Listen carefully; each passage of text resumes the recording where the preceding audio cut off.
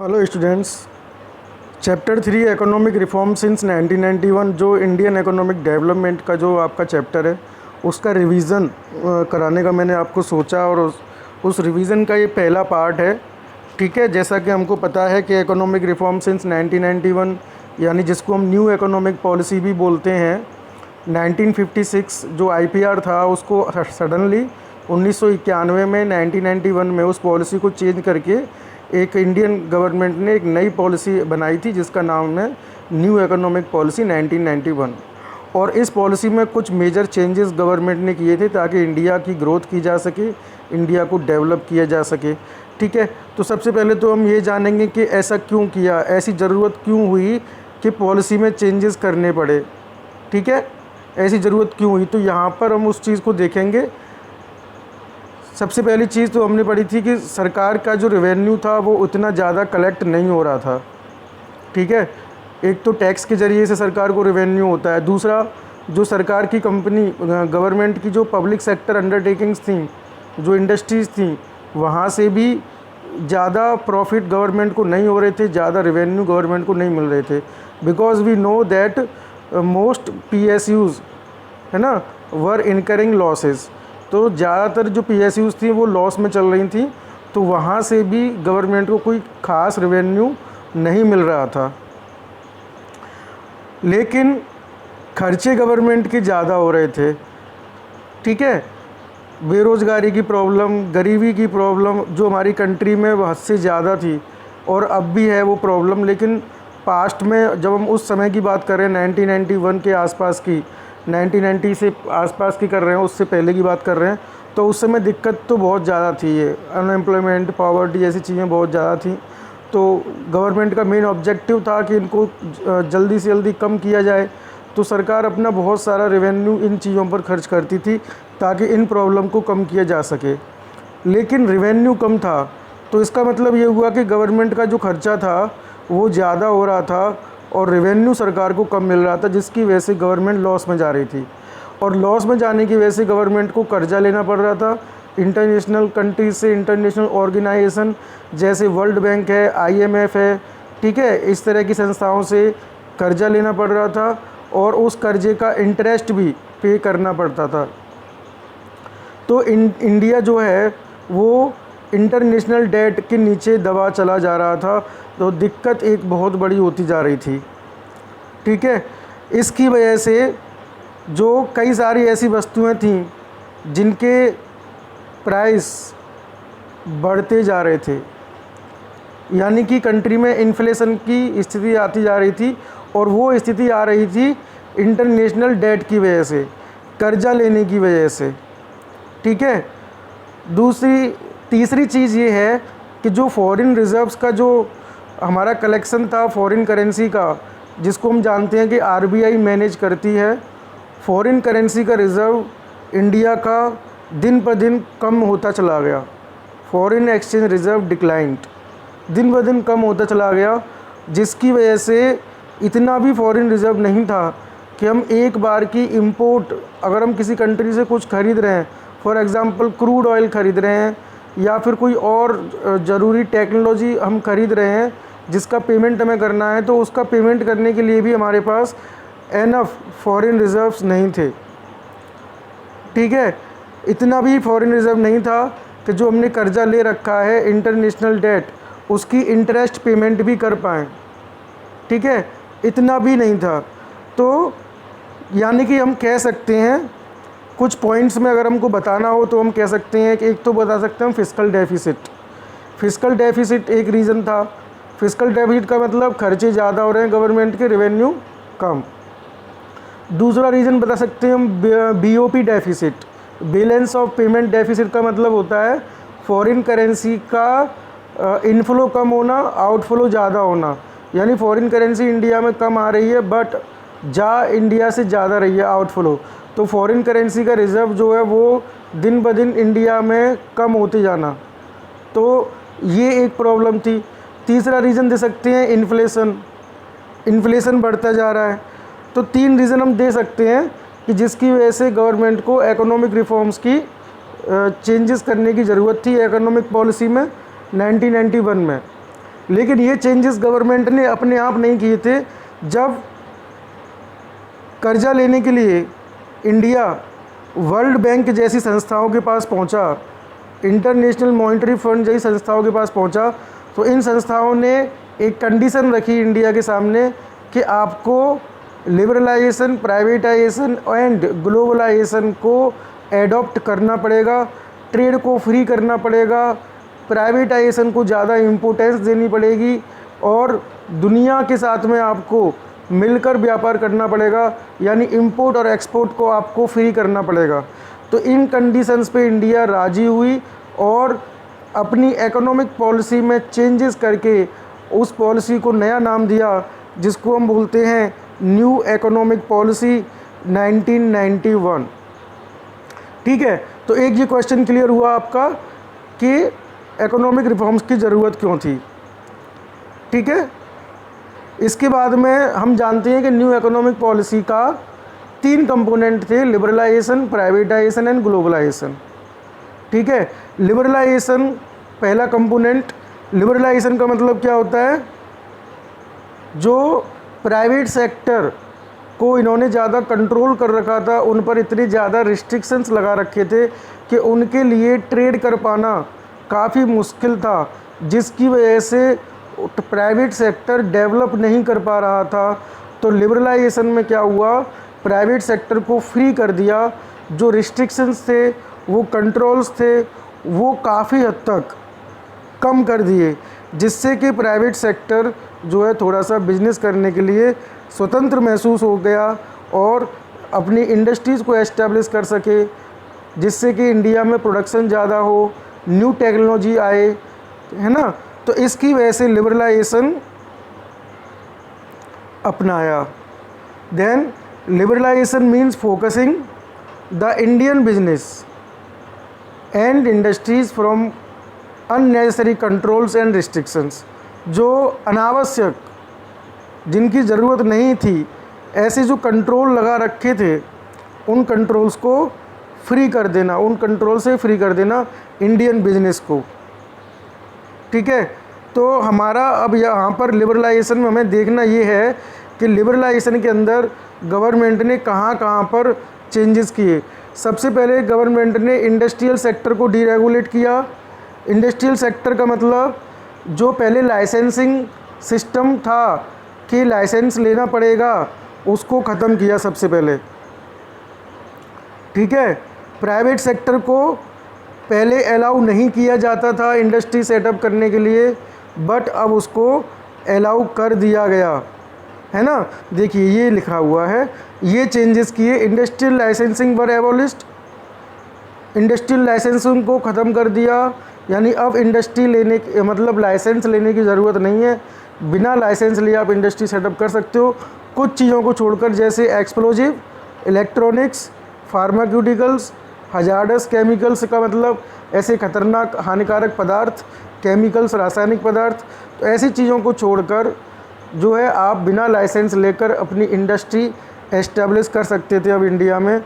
जो public sector ने अपने लिए जो इंडस्ट्रीज़ को रिज़र्व किया, वो किया केवल रेलवे को, एनर्जी प्रोडक्शन को, एटॉमिक एनर्जी को एंड डिफेंस को, डिफेंस सेक्टर को। डिफेंस सेक्टर के लिए जो इक्विपमेंट बनते हैं, जो हथियार बनते हैं, जो भी चीज़ें बनती हैं हमारे, तो वो सारी ये 3 चीज़ें गवर्नमेंट ने अपने लिए रिज़र्व करें। और कई सारी इंडस्ट्रीज़ थी, उनको उनके प्राइस प्रोडक्ट के मार्केट की डिमांड और सप्लाई के अकॉर्डिंग ही फिक्स होंगे, ऐसा गवर्नमेंट ने फिक्स किया। ये इंडस्ट्रियल सेक्टर में इस तरह के चेंजेस, इस तरह से इंडस्ट्रियल सेक्टर को लिबरल किया और वहाँ पर ट्रेड करना फ्री किया। फाइनेंशियल सेक्टर में क्या बदलाव आए, देखिए आरबीआई जो था वो पहले क्या था, रेगुलेटर। जितनी भी कमर्शियल बैंक थी वो पहले आरबीआई के बनाए हुए रूल्स एंड रेगुलेशन को मानने पड़ते थे। ठीक है, यानी कि बिना आरबीआई की एडवाइस पर कोई भी कमर्शियल बैंक कोई डिसीजन ले नहीं सकती थी। यानी आरबीआई का जो रोल था वो रेगुलेटर का था। बट अब आरबीआई ने क्या करा, अब आरबीआई बना दिया गवर्नमेंट ने फैसिलिटेटर। यानी कि बहुत सारी चीज़ें ऐसी अलाउ कर दी कमर्शियल बैंक्स को जिसमें वो आरबीआई की विदाउट परमिशन के भी अपने डिसीजंस ले सकते हैं। ठीक है, तो पहली चीज़ तो आप ये याद रखिए, सपोज़ इंटरेस्ट कितना लेना है तो ये आज कमर्शियल बैंक खुद डिसाइड कर सकती हैं। ठीक है, बैंक में जो फॉरेन इन्वेस्टमेंट की जो लिमिट थी उसको 50% तक बढ़ा दिया गवर्नमेंट ने। प्राइवेट सेक्टर भी अब अपनी बैंकों को स्थापित कर सकते हैं, ऐसा चेंजेस किया, क्योंकि उससे पहले प्राइवेट सेक्टर को बैंकिंग सेक्टर में परमिशन नहीं थी।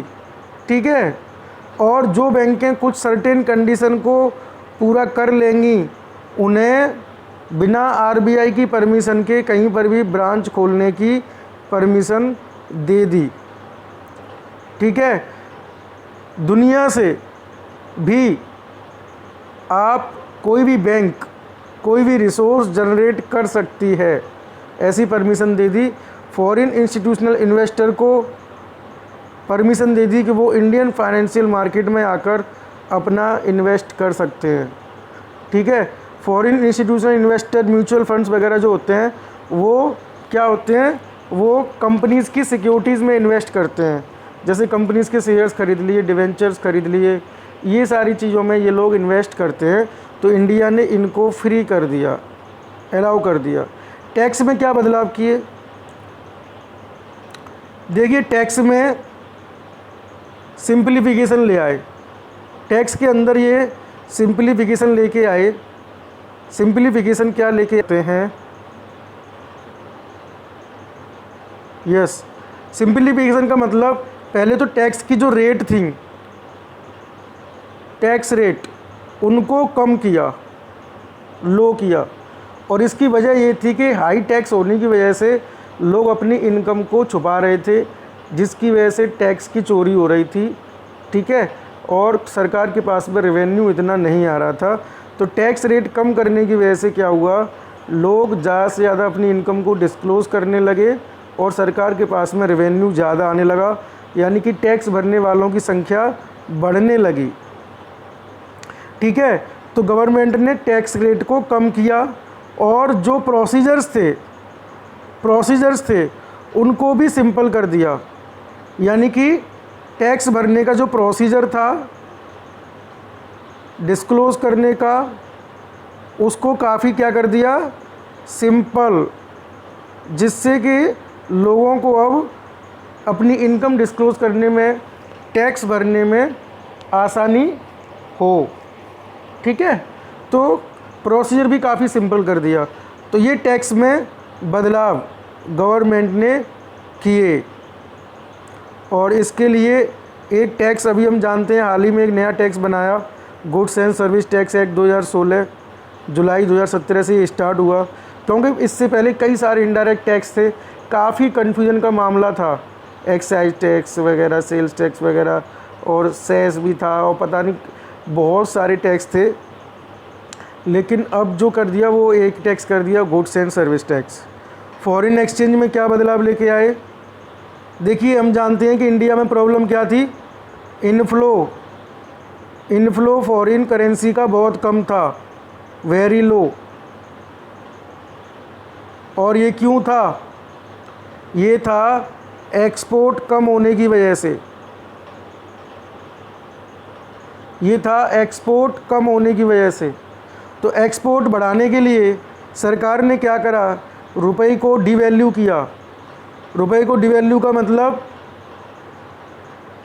कंपेयर टू फॉरेन करेंसी, रुपए की वैल्यू को कम किया, और ये कम किया करीब करीब 20% से। ठीक है, जब जानबूझकर सरकार इंडियन करेंसी की वैल्यू को कम करती है तो उसको डिवैल्यूएशन कहते हैं। एक एग्ज़ाम्पल, अगर $1 में 60 रुपये हैं और सरकार जानबूझकर $1 में अगर 48 रुपये कर दे, सॉरी 72 रुपये कर दे, तो पहले आपको $1 60 रुपये दे के मिलता था, लेकिन अब आपको $1 मिलेगा 72 रुपीज़ में। इसकी वजह से क्या हुआ, तो डिवैल्यूएशन की वजह से क्या हुआ, एक्सपोर्ट इंक्रीज़ हुआ। ठीक है, एक बात बताओ, जब किसी आदमी को पहले $1 में 60 रुपये का सामान मिल रहा था, अब उसको $1 में 72 रुपये का सामान मिलेगा, है ना, तो क्या होगा, वो ज़्यादा ख़रीदेगा ना। तो एक्सपोर्ट ज़्यादा होने लगा इंडिया का, जिसकी वजह से फॉरेन करेंसी का इनफ्लो धीरे धीरे इंक्रीज़ होने लगा, और इसी वजह से ऐसा किया। ठीक है, रुपए का डिवैल्यूएशन जब किया जाता है तो इससे एक्सपोर्ट बढ़ता है और इंपोर्ट कम होता है। तो ये काम सरकार ने किया था। और एक काम और किया था, जो रेट होगी, for example $1 equal to 60 rupees, ये क्या है, फॉरेन एक्सचेंज रेट।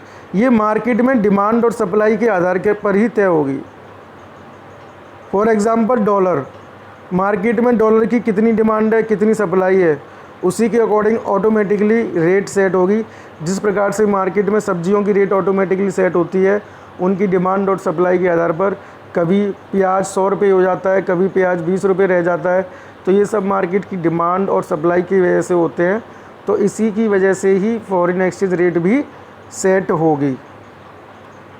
ठीक है, अगला है trade and investment policy reform.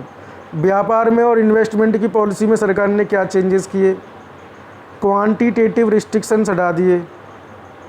पहले क्या था, लिमिट सेट कर रखी है कि आप इतनी से ज़्यादा क्वांटिटी इंपोर्ट नहीं कर सकते। यानी जापान से अगर आपको चॉकलेट ख़रीदनी है, या जर्मनी से आपको कुछ भी ख़रीदना है, अमेरिका से कुछ ख़रीदना है, तो सरकार ने क्या रखा, हर चीज़ पर एक रिस्ट्रिक्शंस लगा रखी है क्वांटिटी की। तो उतने से ज़्यादा आप नहीं खरीद सकते थे, लेकिन अब उसको सरकार ने हटा दिया। ठीक है, जिससे कि ज़्यादा से ज़्यादा इंपोर्ट हो, और इंपोर्ट अगर होगा तो नई नई मशीनरी, नई नई टेक्नोलॉजी इंडिया में आएगी, जिससे क्या होगा, इंडिया का जो मार्केट है वो कम्पिटिटिव बनेगा, इनोवेटिव बनेगा। नई नई टेक्नोलॉजी, एडवांस टेक्नोलॉजी इंडिया में आएगी, जिससे क्या होगा, इंडिया की ग्रोथ होगी।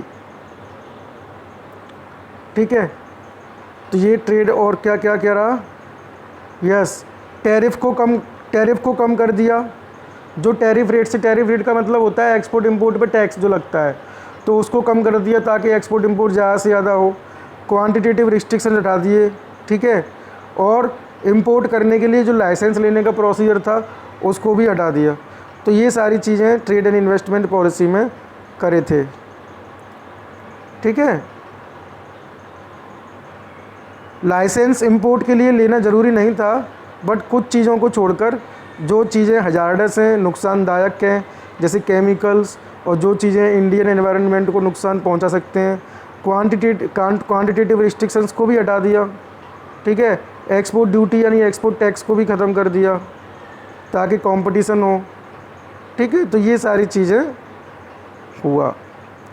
तो यहाँ तक ये लिबरलाइजेशन का हमने रिवीजन किया। I hope you are benefited from this revision video. और इसको एक दो बार कर लेंगे आप घर पे बैठ के भी, बार बार अगर आप वीडियो देखोगे, रिवीजन करोगे, और अपने आप को थोड़ा सा क्यूरियस बनाओ। अगर कोई डाउट है तो इंटरनेट पावर आपके पास है, गूगल में सर्च करिए। ठीक है, पढ़िए ज़्यादा से ज़्यादा, मुझसे पूछिए, मैं आपकी हेल्प करूँगा। ठीक है, तो अगली वीडियो में हम बाकी का पार्ट रिवाइज़ करेंगे। Thank you very much.